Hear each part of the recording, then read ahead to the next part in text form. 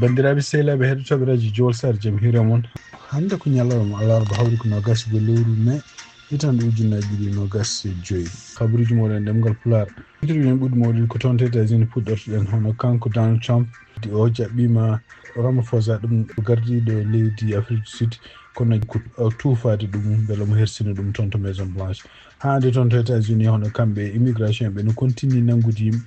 tungnade avocat goto mbi wonde ko oɗo saji immigration o gueɗe ɗe waɗata ɗe en ene wayno ko hay goto wawa hisde soit ko gonɗa koye osma walla ka noosiɗo même rendez-vous ma to immigration a wawa hisde habaruji men international manam en toon to Sénégal hono kanko kalfinaɗo fate dialogue national toon to leydi Sénégal docteur Cheikh Gueye omon continue ɗande makko to jokkodirde e hohoɓe diine toon to leydi Sénégal pour ƴeewde beele dialogue ne yaara yesso toon to CEDEAO e tugnade konngol gardiɗo commission CEDEAO hono kanko maɗa Aliou Touré o wi wonde ene wayno ko CEDEAO oɗo sa joni woni ko fewnitade pour sosde fedde nde ganduɗa haɓore e wadde boniyankoɓe ko ɗum woni titre men ɓuɗɗi monde ɗo ɗo journal ma gara desuji muɗum joni siftindon tan hande ko alarba nogas go lewru mai hitande ujunnaji ɗiɗi nogas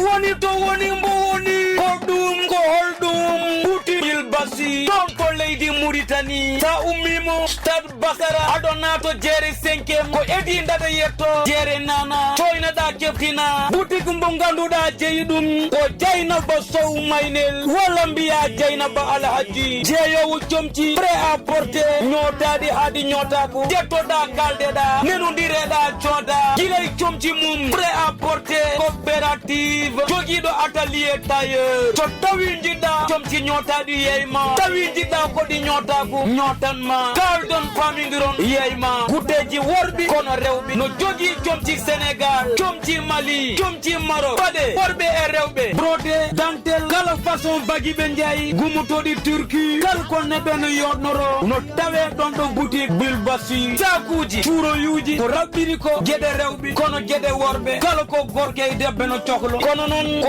Dieynaba Alhaji e wondiɓe mum jogiiɓe coopérative Bilbasi ƴettowo yoge e gueɗe no watta ɗum conele ko nende e gawri samme ndemiri makka ñebbe guerte aldanke horonpolle kokko ha e gawde ene yaaɓiya wadde conele ngam yeyde yimɓe cellal woni afangal kono sa soodi nde ɗo coneli no moƴƴe reedu ñaama kara kono cellal daña kon ko coopérative Bilbasi jeeyowo cabune omo odo javel no sabo hadas kono habas soyne yiɗe key comcol yetto yiɗe key mbaadi kono ɓoyde yiɗe ko jikku oɗo boutique ɓoydi e ɓesɓule leydi Mauritanie naaɓe mbo yiyani mbarodi neni ungangu mum mbo yiyani oɗo boutique coopérative Bilbasi neni alhaali mum e ɗemgal Abou Diobu donnayi tareji lollirde El Hadji Ngori bandiraɓe Fatimata Ly winam Dieynaba El Hadji hay Abou Diob so dañi ko coodiyow coopérative Bilbasi prêt à porter walla ko ñoota ko ñootone bandiraɓe mi yeehi njehen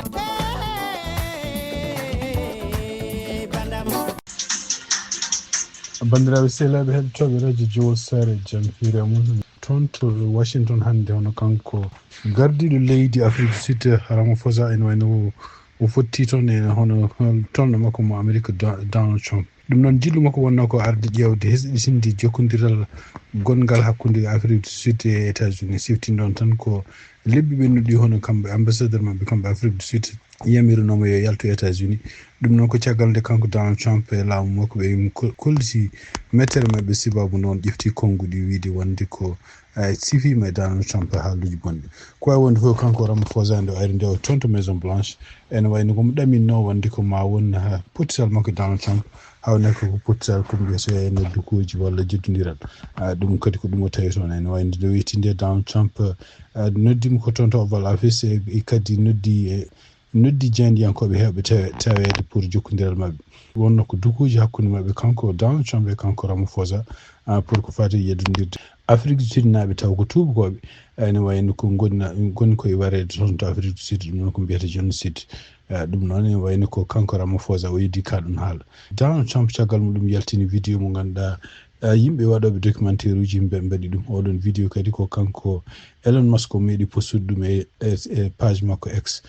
pour wiide wonde ko yimɓe africaners yimɓe tubakoɓe wonɓe toon en ko leyɗele mumen kefte wonen kadi fitnaji bannuɗi toon ha won waraɓe hen ɗo haala mabɓe yarata dukoji ne wayno ko jeddodiral woni hakkude makko e Ramaphosa kanko Donald Trump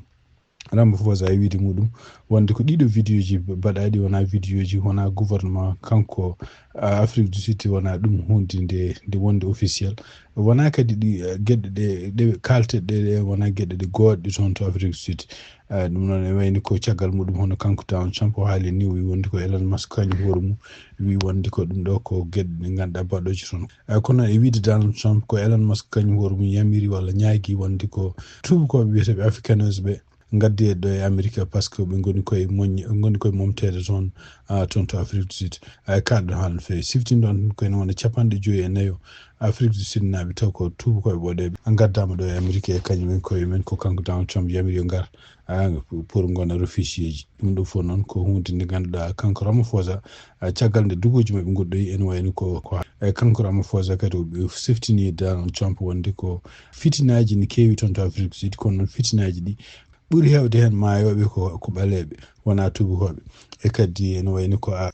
ala fof peeje ɗe ganduɗa laamu Afrique du Sud jogui toon pour wadde serndude ngolɗo leñol donc hande ko CNN holli hono kanko Elon Musk e kadi ko ene wayno ko paamaɗo ko kañum woni kanko Elon Musk ko kanko yañi ɗum ko gila Donald Trump heɓani laamu ene wayno ko kanko waɗa makko ene wayno mo tawno e nde ɗo jonde kanko Ramaphosa noon o ande o délégation makko arde e yimɓe ɗiɗo taw ko yimɓe ganduɗa won joguiɓe championnat golf goto biyeteɗo Ernie Els e goɗɗo kadi biyeteɗo Relief Gosen o ardi kadi caggal muɗum hono goɗɗo kadi ne wiyete Johan Rupert ɗiɗo fof ɓeɗo fof ene wayno ko yimɓe sifireɓe kadi ko africaners kono noon yemen wayno ko arɓe délégation makko donc wawi wonde fof donc wonande ɓe ganduɗa africaners ko yimɓe tubakoɓe ɓe ganduɗa en taw taniraɓe men kañum garno toon to Afrique du Sud ɗum noon ko guila kitale 1950 e ko kañumen kadi tugginde hen ko kañumen wayno domino politique toon to Afrique du Sud ɗum noon ene jeeya ɓeɗon taniraɓe kadi ene jeeya yimɓe ganduɗa fawnoɓe politique biyeteɗo apartheid ɗum noon ko politique leñam ko gonnogo toon dominnogo ɓaleɓe donc ɓeɗo ene wayno ko kanko Donald Trump ko ɗum woni ene nder yamirore walla e nder ɗaɓɓande ummide to kanko Elon Musk ko ɗum woni wonde ko kanko ko dukata wiide wonde ko ɓeɗon tubakoɓe nene mbaare toon leyɗele mumen no kefte donc hay sinno jeddi kewɗi goni hakkude makko e kanko Ramaphosa e surtout ene kanko ko Donald Trump kadi no waɗiri jaɓɓuri oɗo ni ko ɗum ɗon ko ƴewde hoyno ɗum tawde ko addude ɗum e yeeso journaliste uji e addude kadi vidéo ji ɗi ganduɗa ɗi gona vidéo officiel omo waɗa ɗum ɗo fof haɗani kanko Ramaphosa en caggal nde weltande o wiide wonde ko mo ɗamini Donald Trump kañum hoɗum ma ar hono boto mbaɗowo toon to Afrique du Sud toon to Johannesburg habruji men États-Unis ha hande ɗum noon ko toon to service immigration jeyata hono kanko avocat goto biyeteɗo Natalia Rocha Dixon ɗum noon en wayno ko kanko dari ɗum fewi defandude yimɓe heɓe nangaɓe ko fati immigration e nder analyse mo waɗi wi wonde ko oɗo saha joni hono gouvernement kesso mo ganduɗa kanko Donald Trump koɓe mbaɗata ko gueɗe ɗe ganduɗa ka kala ko woni lawol ɓe gondaka kadi kala ko woni constitution donc e wiide makko service immigration waƴa tan oɗo saha joni e surtout laamu ngu waƴa tan ko addude histoire uji ko mbiyete rhétorique ɗum noon ko haalde gueɗe kene hulɓina américain ji wotanɓe mo kanko Donald Trump e surtout yenne haalde gueɗe ɗe godani ko fate immigré ji gonɗi ɗo ɗi ɗum ɗo fof ne ari noon ko caggal nde kanko Natalia Rocha neɗɗo makko walla client makko biyeteɗo Casper Eriksen ɗum nanga toon to Mississippi ene oɗo nanggugol muɗum kadi ko jannoɗo notoyade rendez-vous pour ñande hen fonno wonde kadi hoore mum wontude citoyen américain ɗum noon e wayno ko e wiide makko kanko oɗo nangaɗo ñande nogas lewru mai ɗum noon ko hanki ene wayno nanggugol makko ko hunde nde ganduɗa waɗimo surprise par ce que o meeɗani nanguede o meeɗani takkede hunde ko o meeɗani wadde hay crime goto e ko tina tan ene wayno ko hawnaki ko nanguima ko won kayit goto ko mbiyata I-751 ɗum noon ko kayit mo ganduɗa kanko tawde ko desodirɗo ene debbo goto américaine ene wayno ko caggal nde duuɓi jonti han kadi on foti wonde résident wonno fonno wande oɗon kayit pour kanko joom sun makko fu ɓe mbiya wonde ko wayni ko wayli statut makko résident pour wontude permanent résident kono wayno oɗo kayit o fonno waɗi ɗum gila hitan ujunnaji 2.15 kono en wayno koɓe yejjiɗ ɗum ɗon oɗon kayit yejjiɗ ɗum ɗon ko hunde nde ganduɗa immigration ko violation kono noon caggal nde Mississippi presse ɗum noon ko galle janiyankoɓe waɗɓe oɗo article nde mbawi jokkodirde immigration ene wayno ko service immigration wi wonde ko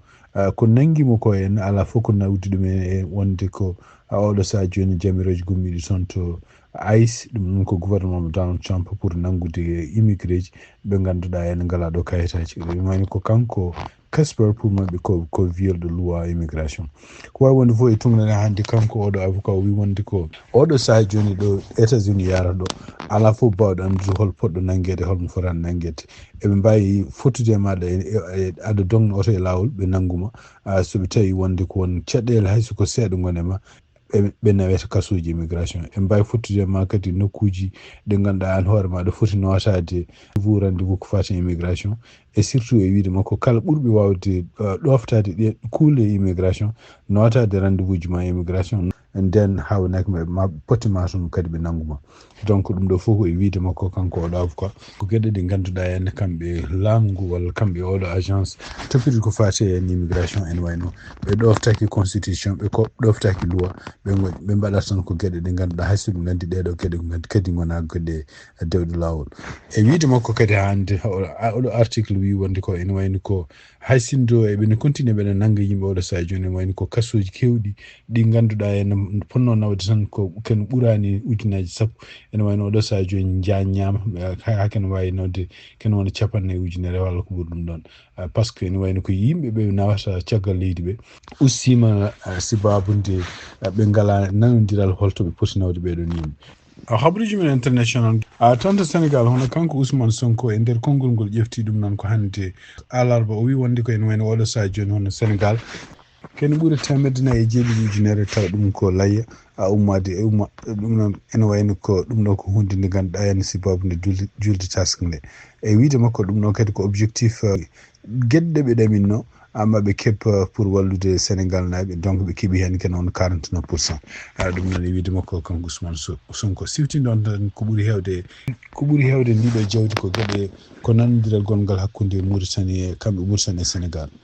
hande toon to Sénégal tumnade kadi ko ummi toon to tribunal uji hono kanko Macky Sall mo ɗaminama plante walla mo jaabo hono oɗo biyeteɗo Sonu John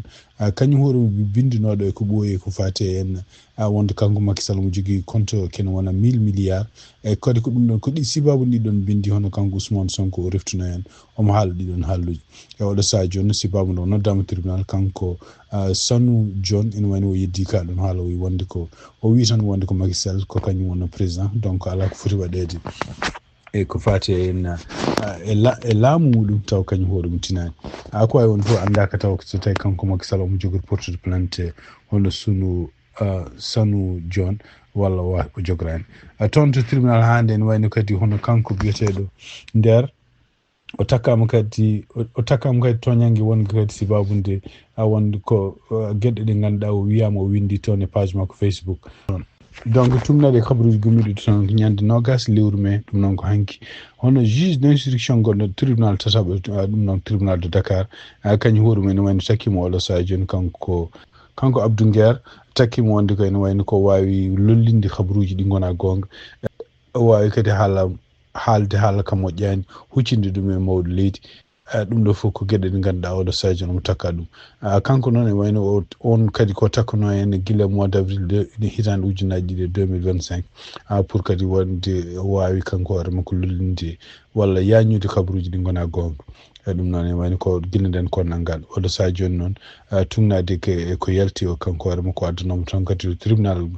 to tribunal to ene pour wawde namdede ko fati vidéo ji 5 jiitaɗe makko kanko hoore makko kanko Abdou Nguer hande toon to Sénégal hono kanko docteur Cheikh Gueye ɗum noon ko toɗɗaɗo yo ardo ko fati en dialogue national baɗo toon to Sénégal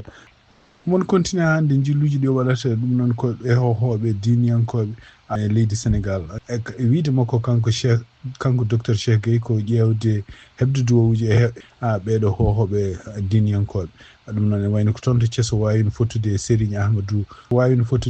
Ahmadou moniri Njegen kañum woni khalifa oɗon famille toon kadi to Ndiassane wawino kadi jokkodirde Serigne Khalifa Kunta on woni joguiɗo konngol toon to oɗon nokku toon kadi to Thiénaba wawini kadi ko joddade khalife général oɗon nokku eno wayno koɗo wawino ɓosodirde muɗum miijoji ko fate ndeɗo jonde toon to Touba kadi ene wayno ko Serigne Mountaga Mbacké kañum huwa ɗum khalifa général des Mourides wawino kadi jaɓɓademo toon ɓe mbawi joddade kadi ɓe mbawi haldude gueɗe ɗe ganduɗa henne ko fate ndeɗo jonde nde ganduɗa kanko Bassirou Diomaye Faye gardiɗo leydi Sénégal nde o yamiri yo waɗe e kanko oɗo solliciteur o wi kadi woni ko ɓeɗo hohoɓe diine ko kañumen kadi goni walloɓe ndeɗo jonde ɗum ka kañumen kadi mbawi wallude Sénégal naɓe fof hawno kawrutir donc tugnata hande journal o wiide makko kanko docteur Cheikh Gueye ɗiɗo jilluji ɗe waɗata ɗo fof ɓe mbawi yewtude ko fate toɓɓe jogorɗe haalede toon holko woni kadi nafoore ndeɗo jonde wiyeten dialogue national e holko woni kadi so tawi risque uji gonɗi hen so tawi jonde nde yara no foti yarude ɗum woni donc ɓe ƴeewi wonde ko alay saago ɓe mbawa joddade ɓeɗo hohoɓe diniyankoɓe pour kadi wawde beele wotoji garoji ne mbawa wadde nder dejre e kadi taw kadi ko ɗoftade konngol leydi Sénégal e surtout kadi wallude démocratie beele ne yaaro yeeso donc kanko docteur Cheikh Gueye ene wayno ko o wi wonde ko ene wayno ko mo continue kadi ɗiɗo jilluji kadi nde hohoɓe taw ko hohoɓe ɗum noon balɗe garoje sifti noon tan oɗo dialogue national fuɗɗoto ko ñande 27 lewru mai hitande ujunnaje 2025 hande toon to Sénégal cakitoɗen ko toon to wuuro wiyetengo Arafat ɗum noon woni ko toon to Konngol ɗum noon ko diwan Kaolack ɓeɗo safroɓe wonɓe toon e wayno oɗo sañi eɓe koɓe nodduɓe grève ñande aljuma 23 lewru mai hitande ujunnaje 2025 ɗum noon ɓe mbi wonde ko grève o ɓe jiiɗi wadde ɗum ko 24 heures taw kamɓe koye mabɓe ɓe cafrata ɗum ɗo fof ari noon ko caggal nde goto liggotonoɗo toon kañum wonno chef de poste biyeteɗo Mamadou Samba Diallo hakkunde 20 lewru mai ɗum noon waraka hedde 4 heures du matin warimo noon ko yimɓe arnoɓe yande nokku makko ɗo logement nokku kadi o liggoto e kañum koye men taw ne gaari wujjude dammiri makko ɗum noon e wiide mabɓe kamɓe ɓeɗo wiɓe wonde kene jaaha grève e wiide mabɓe wonde ko yimɓe mabɓe safroɓe wonɓe poste uji ene wayno ndenaka ngala gardieji ngala sécurité ɗum noon holno ala no gasirta neɗɗo ne woni e nokku ene liggo hen ene wuuri hen kadi ala no renira ɗum ɗo ko hunde nde ganduɗa hulɓinide donc ɓe mbi wonde ɗum ɗo ko hunde kadi hewde wadde toon to Sénégal ko ɗum waɗi oɗo saaha joni ɓe noddi autorité ji local gonɗi toon ɗi ene wayno ko autorité ji kadi leydi ndi fof pour yo ƴeftu peeje ko bawɗo wonde fof pour beele ene ballaɓe kamɓe safroɓe wonɓe ɗiɗo nokkuji e loojaɓe kadi wonɓe ɗiɗo nokkuji beele eɓe mbawa jogade kisal e continde wadde liggueyaji mabɓe donc kanko Mamadou Samba Diallo o noon ene wayno ko maayi ko ñande kanko Mamadou Samba Diallo o maayi ko ñande subaka 21 lewru mai ɗum noon ko sibabude labɓe ɗe o fiya walla jasiji ɓeɗo fiɓe piimo ɓeɗon kadi arnoɓe wujjude dammiri makko piimo oɗon subaka ko wawi wonde foof ene wayno ko mayde makko waɗi sunare mawde toon e oɗon communauté gonɗo toon to wuuro wiyeten ko Arafat e nokku kadi Konngol diwan Kaolack toon to Mauritanie tugnade habaruji gumiri toon to Haspress ɗum noon ko journal gonɗo toon to Maroc ene wayno ko yimɓe ɗiɗo arsoɓe kanŋe mbarama toon to wuuro wiyetego Guergueren ɗum noon ko wuuro wongo e zone tampon gonɗo Sahara occidental frontiére hakkude Mauritanie e Maroc ɗum noon tugnade hande habaruji gumiri toon ɓeɗon yimɓe kadi ene wayno wariɓe ko sibabude ene tuuma wonde ko avion ngaji bombardier ji marocain ji bombardi nokkuɗo ɓe gonno eɓe guitta kanŋe ɗum noon e wayno ko caggal nde ɗum ɗon waɗi hono hohoɓe wonɓe toon to oɗon région wilaya Trizemour ɓe mbawi rendude kadi e nder gardugol hono kanko waali biyeteɗo Tayeb Ould Mohamed Mahmoud e nder koɓe kaali ko wawde siftinde yimɓeɓe tan ene poti ɗoftade kuule ɗe ganduɗa hen leydi fof jogui eɗe poti ɗoftade kadi nokkuji ɗo ɓe jaharɗo hande tungnade journal ko haali wi syndicat gon toon wi wonde ko gueɗe kewɗe en goni hen ko ɗum waɗata wurtata yimɓeɓe e wawde yaade nokkuji ɗiɗo en ƴewde asde ƴewde yiilade kaŋŋe gueɗe ɗe ɓe kaali hen ɓe mbi wonde ko won yimɓe joguiɓe kaalisa wonɓe caggal ɓeɗo yimɓe rokkoɓe ɗumen autoji rokkoɓe ɗumen kadi e gueɗe ɗe gasiri taw kañumen galna ɗumen protection kadi kalanani ɗumen gonga holto poti yaade walla holto potani yaade e caggal muɗum kadi ne wayno ko so tawi ɓe keeɓi ɓe gasuyi ɗeɗo kaaƴi ɓe gaddi ɗumen kadi ene waɗi nokkuji ɗo ɓe jahata kadi ɗeɗon kaaƴi to mbaɗete to jeeyete to ɗum ɗo fof kadi ko gueɗe ɗe ganduɗa ko wona dewɗe lawol ɗum ɗo fof ko hunde fonde haɗede ɗum noon tugnade syndicat tawnode ndeɗon jonde ko wawi wonde fof ene wayno ko kamɓe hohoɓe kamɓe armé Maroc ɓe mbawani wodde hokkude confirmation so tawi ko kamɓe bombardi ɓeɗo yimɓe kono ko wawi wonde foof ɓeɗo yimɓe ɗiɗo maayi toon to région tourisme wurto wuuro wiyetengo Gargrat toon to Tayret sitting goto waɗino toon ɗum noon sitting o ko pour wallude hono debbo goto biyeteɗo Fatima Bintou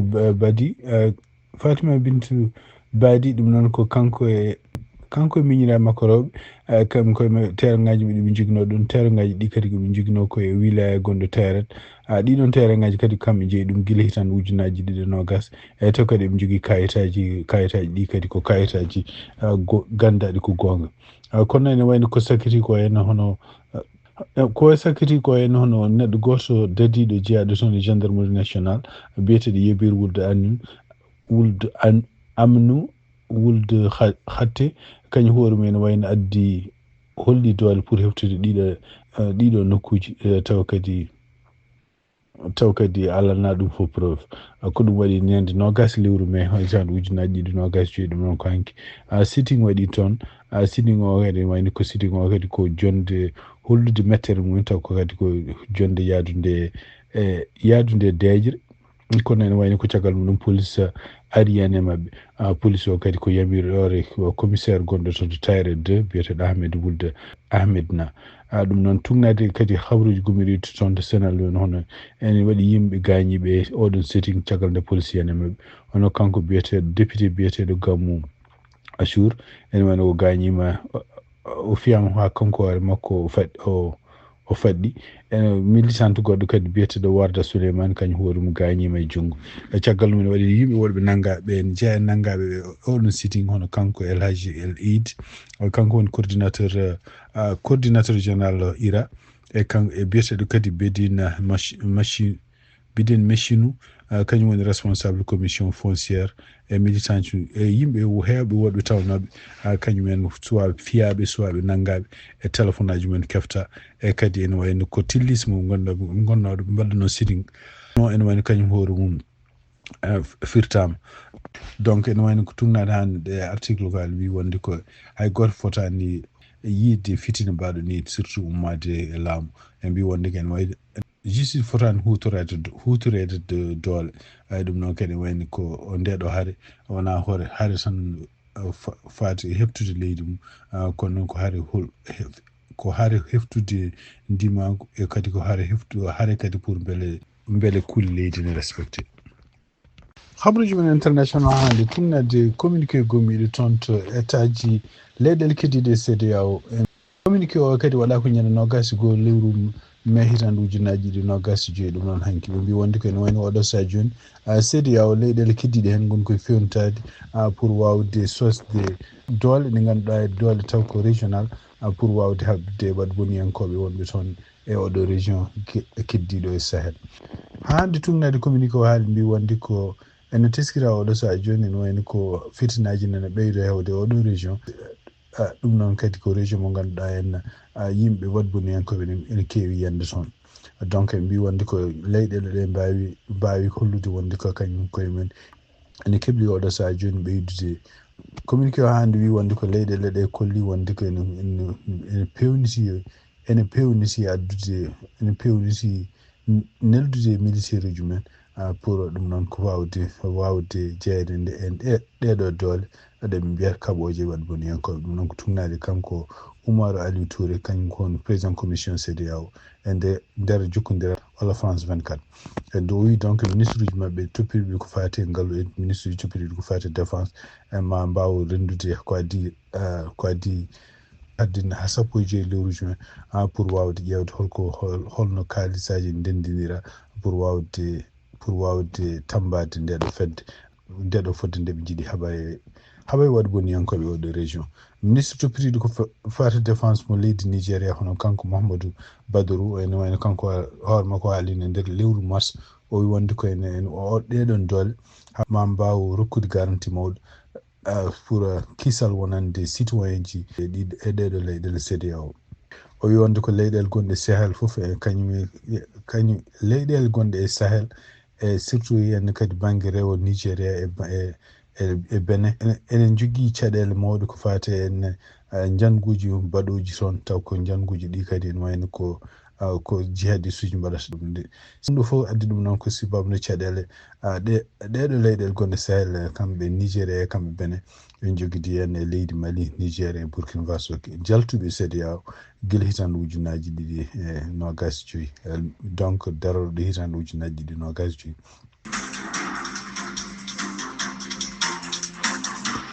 bandiraɓe sehilaɓe heɗotoɓe radio Diol Sar habaruji moon e ɗemgal Pulaar gasi ha laaɓi hande oɗo ñalawma alarba 20 lewru mai hitande ujunaji 2025 yen mbaali jaam ha jaam kadi on jarama